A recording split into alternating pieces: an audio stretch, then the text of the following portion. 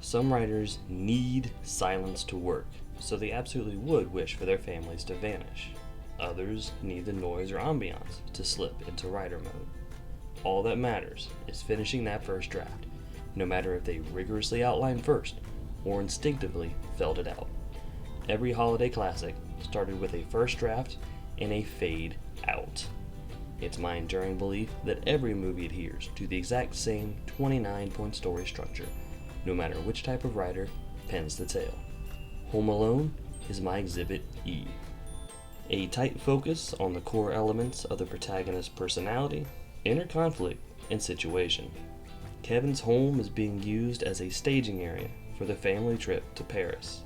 He struggles to cope with the added responsibilities he's expected to take on, like packing, and he can't find any help in a sea of people. He's so desperate to escape this situation, he'd rather bunk up with his angriest antagonist, who gives us the red herring villain by way of campfire story delivery, while the disguised villain lurks just downstairs. Where, why, and how the protagonist exists in their world, with a focus on why they don't quite fit in. The framework of the impending burglary is discussed. Kevin gets pushed to his breaking point by Buzz's teasing and lashes out, and the whole family shows him exactly how they feel about his helpless shenanigans. Kevin is banished to the 3rd floor. A singular event that's never happened before, and is destined to lead the protagonist away from their status quo. Kevin triples down on his wish that his family disappears, which arguably sets off the series of events that grants his wish. An examination of what's different in light of the something new, and what's the same in spite of it in relation to the status quo. Running late, Kate struggles to keep everyone and everything accounted for, but a nosy neighbor kid sabotages her admirable efforts. They made it to the plane, yay, but also Kevin's home alone, also yay. The discovery that things are less than ideal, or an exploration of how badly things are. Kevin begins to suspect that the silence and elbow room aren't adding up, and everything feels amiss. The protagonist dedicates their effort to a specified goal, which is smaller in scope than the primary objective that dominates the 3rd act. Kevin sees nothing but fun and freedom in his future. Lots of fun and freedom. He goes exploring because, well, dead people don't need privacy, yeah? A brief checklist of the story elements needed for the 2nd act. Kate starts her perilous journey back to her son. Kevin's games get larger and require deeper planning. Marv and Harry reveal their criminal identities and their plan. The singular event that launches the protagonist into the wild jungle of the 2nd act, also called an oh shit moment. Kevin foils the first robbery, but sets up the 2nd attempt. They'll be back for their silver tuna. Oh shit. The protagonist must learn all new rules and expectations distinct to this adventure. Kevin rallies himself as the man of the house and commits to learning whatever that means. And we're conveniently shown what that means by Kevin facing his own personal boogeyman, fear of the scary, of the unknown. Kate struggles to get a hold of Kevin, a symptom of his wish to banish his family. The protagonist showcases their ability to grow in the areas this adventure requires, typically through external means. Kate manages to get a cop to her house, but all appears empty, and she sits and waits on standby, desperate to get back home. Kevin lists his newfound grown-up hygiene habits. Characters face legitimate and understandable reasons to deviate from their stated convictions, agendas, or desires. Grown-ups go to the store, but Kevin needs money, which is stored atop these precarious shelves. Marv catches intel that urges him to burgle a house that appears to be full up. Not only does Kevin not tell any adult that he's all alone, but twice now he faces his boogeyman, and again he fails, this time while clutching the symbol of his ascension into man of the househood. An escalation of problems that vex the protagonist's progress. Kevin is chased from the drugstore, then chased through the park, across the skating rink. The weight of the theft nips at his heels, which leads him into the path of Marv and Harry, who also gives chase. The protagonist evolves internally by utilizing everything they've gathered and learned. Kevin shakes his tail using his immediate environment, and using his more immediate environment, he stages a whole-ass Christmas party to stall the criminals. Journey-weary characters reconcile the reality of their ongoing situation with who they were in the first act. Preferring to stay in, Kevin embraces his jaded new persona to embrace the movie that terrified him enough to call out for Kate. A cheese pizza all to himself. Kate tries to trade as much of her silver tuna life as she can to get a little closer to her son. A singular event that strikes at the protagonist's core conflict.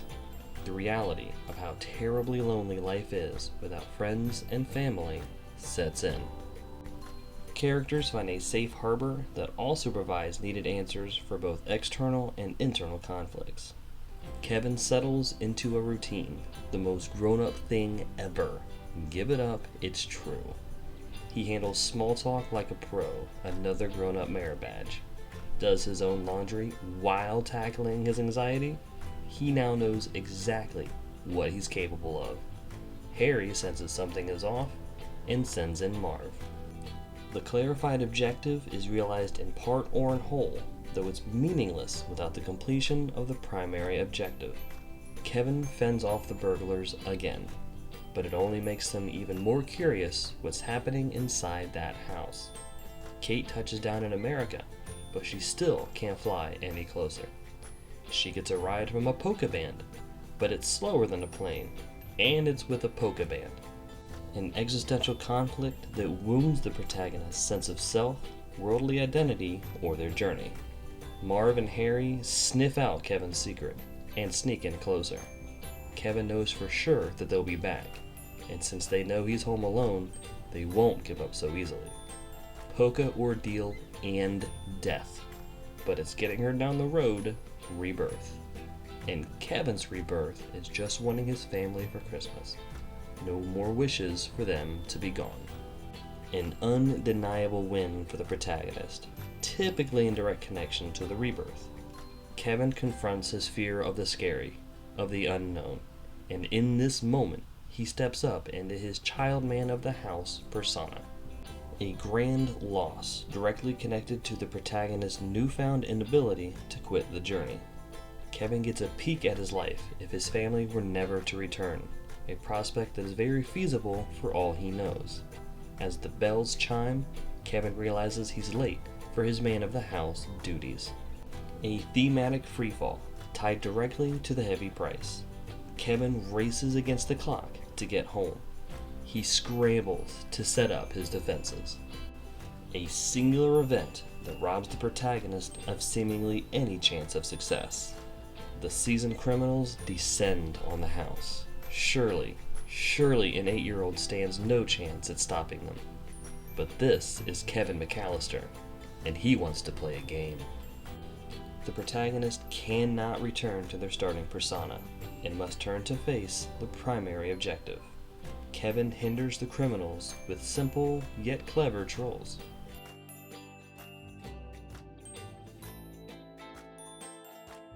The protagonist moves toward the climax while utilizing the major swings and sneaky misdirections of the story. Harry enters the house for the second time, and Kevin's previously teased ingenuity is displayed in style.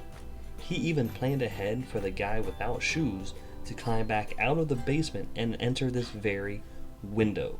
Psychological games are Kevin's forte, and he continues to lure them deeper into his funhouse of pain. Then he dips out to set the final phase of his plan in motion. The final confrontation between the protagonist and the antagonistic force. Kevin lures the criminals into the last stand, which has already been compromised by Harry and Marv earlier, much to Kevin's dismay. A singular event where the protagonist finally confronts their place in the status quo. Here comes the ghost of Kevin's future for the win. The direct aftermath of the climax, the cinematic denouement, if you will. Harry and Marv get arrested. Kevin defended his house. With his home in order, all he needs now is a family to share it with. Real talk, I don't know how Catherine O'Hara kept a straight face with John Candy ripping some hilarious improv in her ear. She's a legend. The consequences of the climax in relation to other characters and the status quo. Mom and son are finally reunited in the home that was preserved by Kevin. And through Christmas magic, the family pushes into the house, and Kevin is the star. A tight focus on the protagonist, contrasted from the opening. Through the window, Kevin sees something. The ghost of Kevin's future finds his way to his family as well.